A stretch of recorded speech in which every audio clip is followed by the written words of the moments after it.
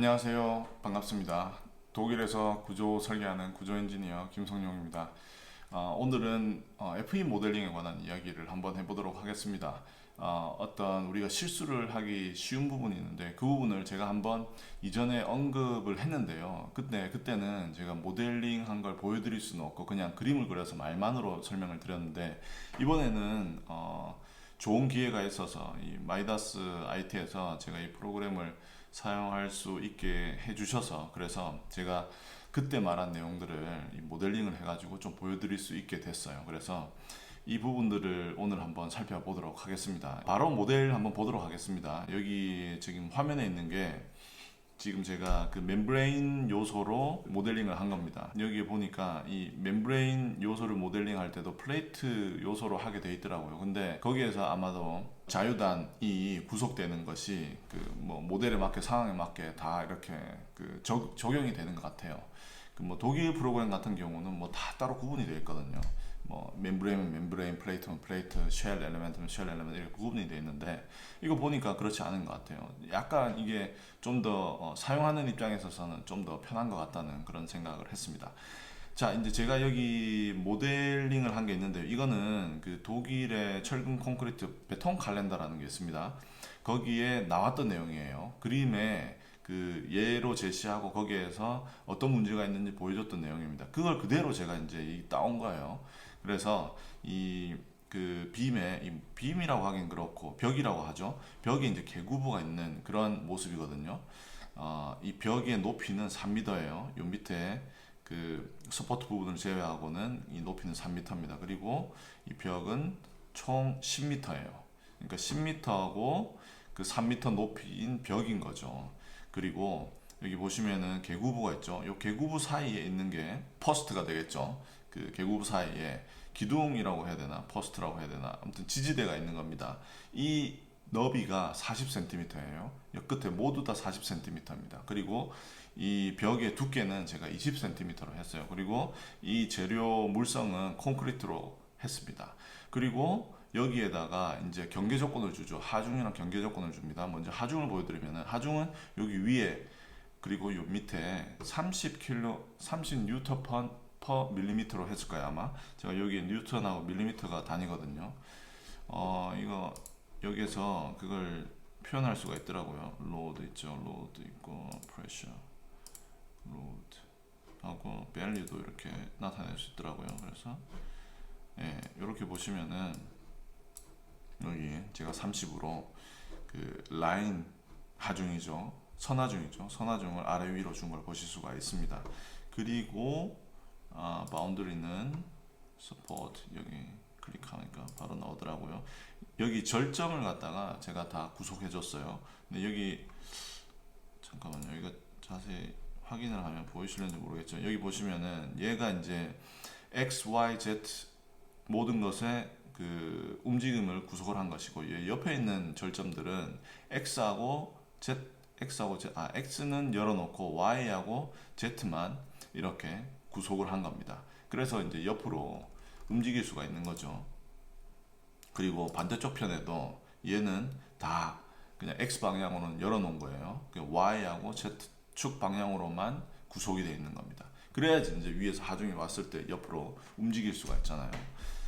자, 이렇게 하중과 그리고 또 모델링을 했어요. 그리고 모델링 했는데 얘 요소 하나, 이 멤브레인 요소 하나의 크기는 10 by 10입니다. 그러니까 10cm, 10cm인 거죠. 얘 이제 요소가 4개니까 40cm 이렇게 보시기 좀 편할 거예요. 자, 이제 그래서 제가 뭘 보여드릴 거냐면은 이제 이렇게 해서 해석을 하잖아요. 구조 해석을 하잖아요. 그러고 난 다음에 우리가 볼 수 있는 게 아주 간편하게 디포메이션을 볼 겁니다. 여기에 변형을 볼 거예요. 변형을 보는데 밸류도 볼 거예요 우리가. 그리고 밸류 중에서도 제일 뭐 높은 값 얘만 한번 보도록 하죠. 예, 여기 보면은 이제 보통 우리가 중요한 게 요 밑에 있는 부분의 변이죠. 최대 변인데 얘 최대 변은 마이너스 2.4 정도 되네요. 마이너스 2.4mm 정도. 여기가 아마 마이너스 2.456 뭐 그렇게 크게 차이는 안 나죠. 그러니까 여기 하중이 있어서 이 위에 있는 요소들이 좀 눌러지는 경향이 있어서 이 위에 그 맥시멈 변이가 나온 것 같습니다. 그렇지만 뭐 이 라인을 따라서는 거의 뭐 한 2.4, 2.5 여기에서 왔다 갔다 한다고 보시면 돼요.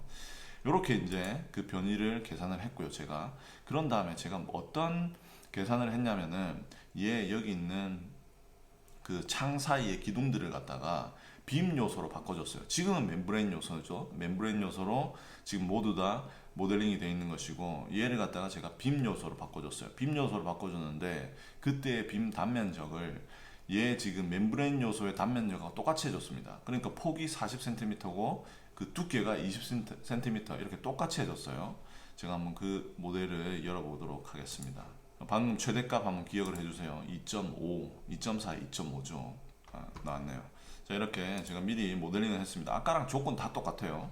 여기 밑에 그 절전 부분에 그 서포트 부분에 조건, 구속 조건 다 똑같고요. 하중도 보여드릴게요. 하중도 다 똑같습니다. 이렇게 다 똑같아요. 밑에 30, 위에 30. 아이고, 밸류를 클릭 안 했네요. 밸류가 어딨죠? 여기부터. 그렇겠죠? 이렇게 다 똑같아요. 제가 다르게 한 건 뭐냐면 얘만 다르게 한 거예요. 얘도 어떻게 표현을 할 수가 있던데. 프로퍼티인가요? 프로퍼티 섹션 쉐입. 이러면 조금 그래도 이게 알 수 있더라고요. 3D로 하면 약간 이렇게 해서 이 단면적의 방향이 제대로 그 모델링이 됐는지 볼 수 있더라고요. 아무튼 이렇게 한 거예요. 이렇게 해가지고 또 그 해석을 한 거죠. 구조 해석을 했어요. 그래서 뭘 저희가 비교할 거냐면은 변이를 비교할 겁니다. 여기 아까 2.5였죠. 근데 지금 몇 나왔는지 한번 보세요. 이렇게 하면 맥시멈이 나오니까 맥시멈 보세요. 근데 지금 맥시멈이 뭐가 나왔냐면은 5.7이 나왔어요. 5.8, 뭐 거의 5.8인 거죠, 거의. 그러면 아까 2.5, 2.6에서 2배 이상 되는 겁니다. 이게 변이가 2배 이상 난 거예요. 뭔가 너무 큰 차이죠, 그죠? 0.0 몇 이 정도의 차이는 우리가 이해를 할 수가 있는데 이 정도로 큰 거는 뭔가 잘못됐다는 거죠. 자, 그러면 뭐가 잘못됐을까요? 첫 번째로는 멤브레인 그 요소로 그 해석을 한 거고 두 번째는 지금 빔 요소로 해석을 한 거예요. 둘 중에 뭐가 잘못됐을까요? 정답부터 말씀드리면 지금 두 번째 한 모델링이 잘못된 거예요. 두 번째 한 모델링이 잘못됐는데 그러면 멤브레인을 빔 요소로 바꿔줘서 모델링을 하면 다 잘못됐냐? 그건 아니에요. 근데 멤브레인을 빔 요소로 바꿔서 아니면 빔 요소와 멤브레인을 연결시켜서 모델링을 할 때 우리가 조심해야 될 부분이 있거든요. 그 부분을 고려를 안 해주고 그냥 모델링을 해서 이렇게 된 결과가 나온 거예요. 어떤 부분인지 그림에서 좀 살펴볼 수가 있어요. 사실은 여기 보시면은 빔 요소가 연결된 부분 있죠. 얘 빔이 있고 요 위에 멤브레인 요소가 있습니다. 여기 연결된 부분이 그냥 마치 힌지 연결인 것처럼 전혀 모멘트 저항이 없이 그냥 휘어져 변이가 발생한 것으로 나타나는 것을 보실 수가 있어요.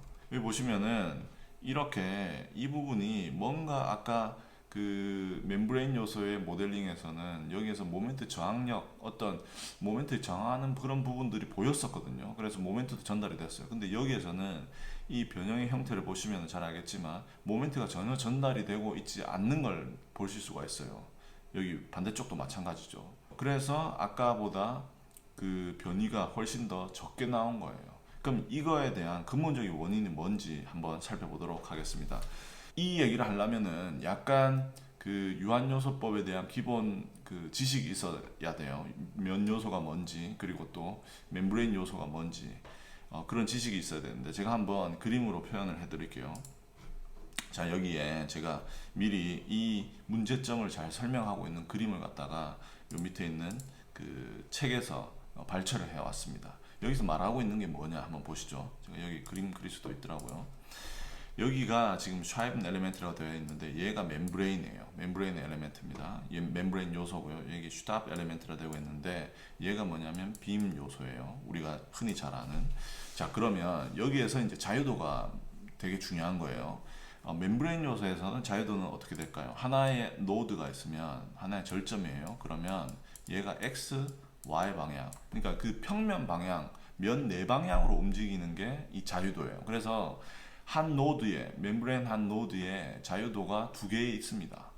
그런데 이 빔 요소에는 어떻게 되어 있냐? 빔이 이렇게 있으면 이쪽 한쪽에 노드가 있고 한쪽에 절점이 또 있겠죠. 그러면 빔은 어떻냐? 얘 방향 있어요. 그리고 얘 방향 있어요.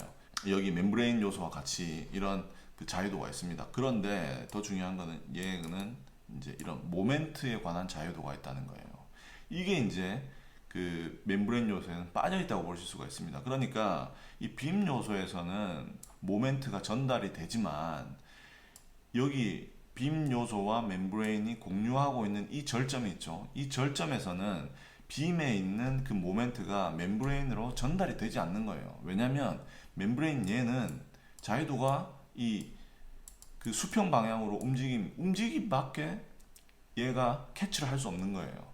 빔은 어때요? 움직임, 이 면 내방향으로 움직임도 캐치를 할 수 있고 이 그 돌리는 모멘트, 휨 이것도 캐치를 할 수가 있는 거거든요. 그렇기 때문에 여기에 자유도상의 그 미스매치가 나는 거죠. 그래서 이 여기에 빔 요소에 있는 모멘트가 이 멤브레인 요소에 전달이 안 되는 거예요. 자, 그러면 어떤 방법이 있냐? 그러면 아예 빔 요소와 멤브레인은 절대 그 결합을 하면 안 되냐? 또 그런 건 아닙니다. 어떤 방법이 있냐면 하나의 방법은 뭐냐면 여기 그빔 요소가 있죠. 그러면 이 빔 요소를 갖다가 면 요소에 멤브레인 요소에 이렇게 또 묻어주는 거예요. 묻어주게 되면은 얘가 예를 들어서 모멘트가 있겠죠. 모멘트가 있으면 이 지금 묻어져 있는 빔 요소에도 모멘트가 당연히 전달이 되겠죠. 왜냐하면 빔 요소는 이 모멘트를 캐치해낼 수 있는 그런 자유도를 가지고 있기 때문에. 그리고 나서 이 빔 요소가 이렇게 움직이게 됩니다. 모멘트에 의해서.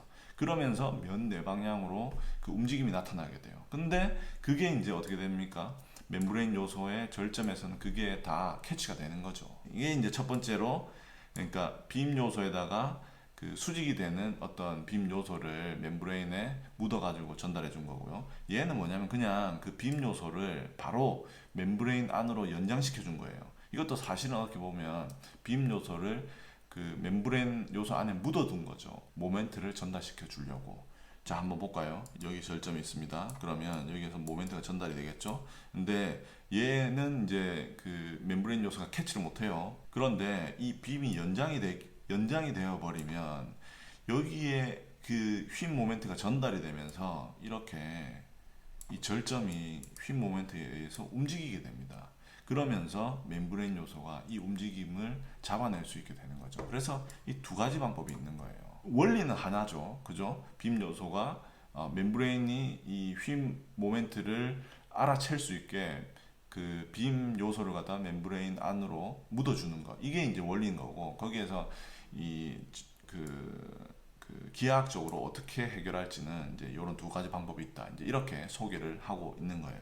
자, 그러면 이 그 해결 방법을 갖다가 그대로 또 그 우리 모델에 적용을 시켜줄 수가 있겠죠. 제가 했어요. 그걸 한번 살펴보죠.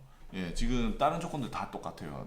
똑같은 하중이고 뭐 밑에 그 서포트 지지되는 구속 조건에는 다 똑같아요. 그리고 또 뭐 10m에 3m 높이 이런 거 다 똑같습니다.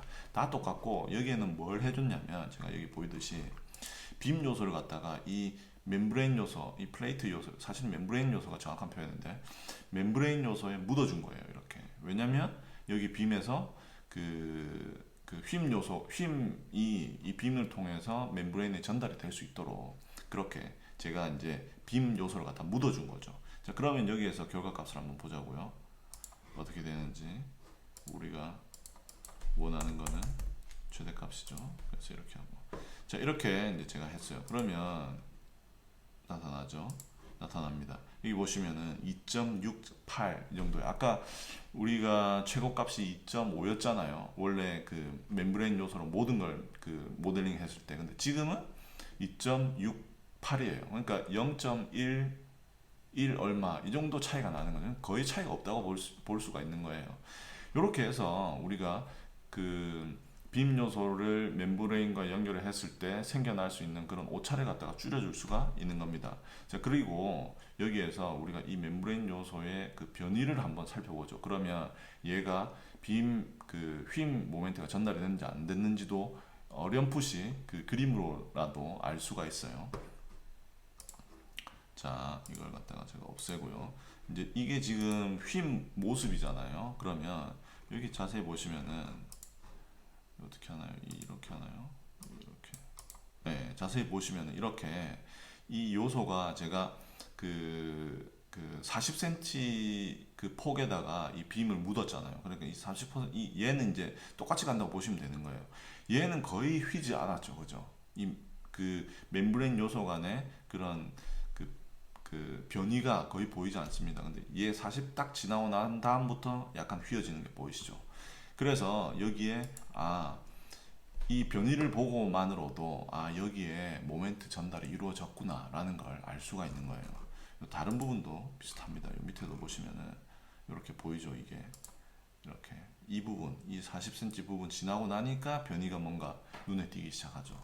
네, 이렇게 우리가 이런 부분들도 확인할 수가 있고요. 그리고 또 이렇게 꼭 멤브레인으로 모든 걸 다 모델링을 안 하더라도 우리가 뭐 좀 더 복잡해지면 어느 순간 빔과 멤브레인 요소를 그 커뮤니케이션 해야 될 그런 때가 오긴 합니다. 그러면 이제 이때에는 우리가 이걸 알고 빔 요소와 멤브레인 요소의 자유도가 일치하지 매치하지 않는구나. 그래서 그걸 갖다가 극복을 해줘야 되는 거죠. 그래서 아까 보여드린 그런 방법으로 이 문제를 해결해 낼 수가 있는 겁니다. 자, 오늘 내용은 여기까지고요. 다음에도 뒷빔에서 할 수 있는 그런 실수가 있거든요. 그걸 한번 보여드리도록 하겠습니다. 시청해주셔서 대단히 감사드리고요. 좋아요와 구독 부탁드립니다. 감사합니다.